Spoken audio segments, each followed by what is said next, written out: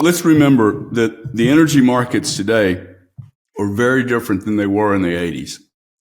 In the 80s, they were 20, 30, 40-year contracts tied to CPI.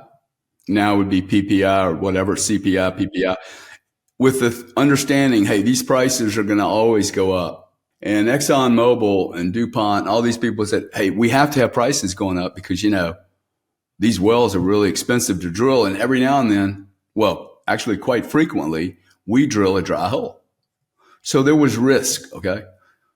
Today, I haven't heard of the word dry hole related to energy anyway in at least 8 years. Now, when you don't have any risk of drilling a dry hole, why would you get a 25, 30, 40% premium? You get premiums because it's risky. When it becomes a science, it doesn't require any art. They fly an airplane. Oh, yeah, you go down 10,000 feet, man, there's energy all over the place. So first off, we've had this marketplace that protected with long-term contracts, so there was no real pressure. Last 40 years, all of those are now 30-day or 30-minute cycle contracts, all short-term. The market has grown from 11 billion cubic feet a day to 114 billion cubic feet a day on a 30-day contract. There are no multi-year, 10-year, 15-year contracts, and prices just move around. What have prices done? We have built the most sophisticated energy system in the United States by far, dude. By far. We developed fracking in a $30 crude oil market. We didn't do it in a $100 market. You don't learn anything in a $100 market. You learn how to be efficient when prices go down. That's the beauty of prices going up and down. It makes people compete. We have energy players trading for ExxonMobil will trade somewhere between 10 and 12 times earnings. Visa, MasterCard, they make 51% gross operating margin. Exxon makes maybe 11.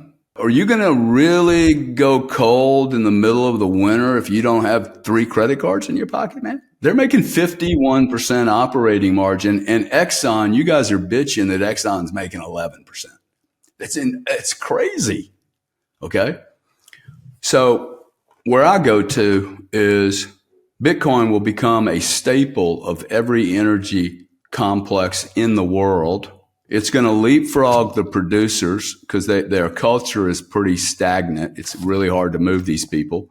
They'll come around this year. The BTC mining community will move from midstream, middle of the grid, and they're going to go back to source because cost is zero. And you're going to find, coming to your question, nuclear is going to explode. That's going to take 4 years. I think Europe will issue a multi-trillion-dollar bond, $40-50 trillion bond. They'll call it the nuclear age, and they will build nuclear power stations across all of Europe, making it a super green, CO2 friendly, perfect, utopian, insane asylum, okay, with nukes just running 1,000 megawatts at a time.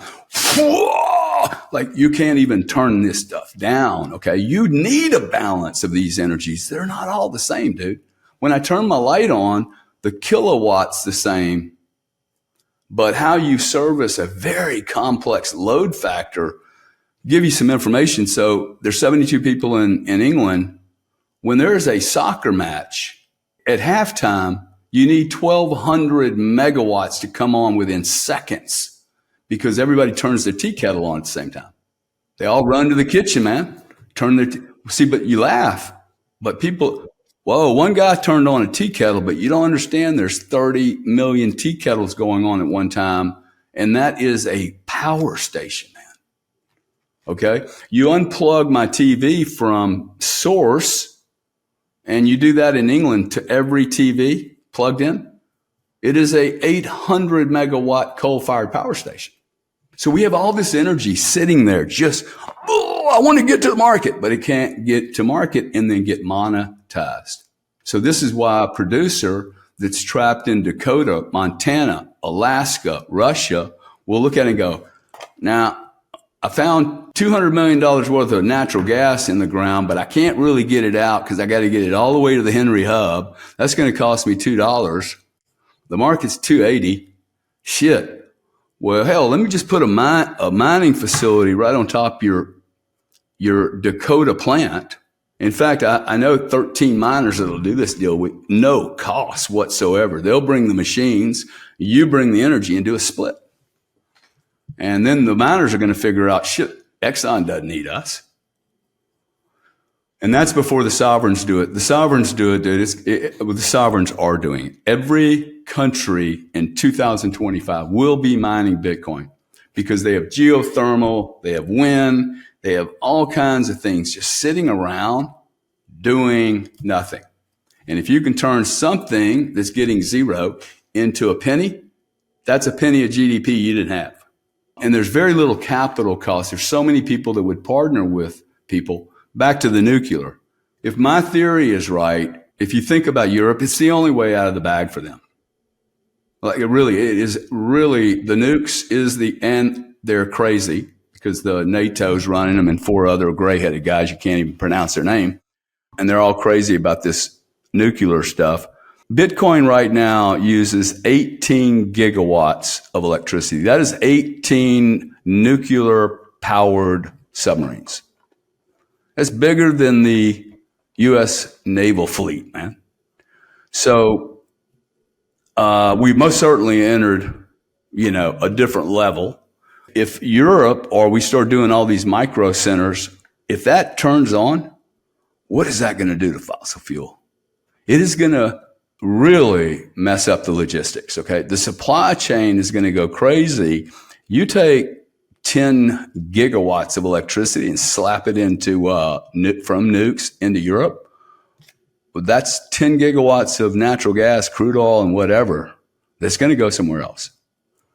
And we're already long this stuff, okay? I mean, I've been doing this since I was 22 years old. I do not believe we will ever run out, ever.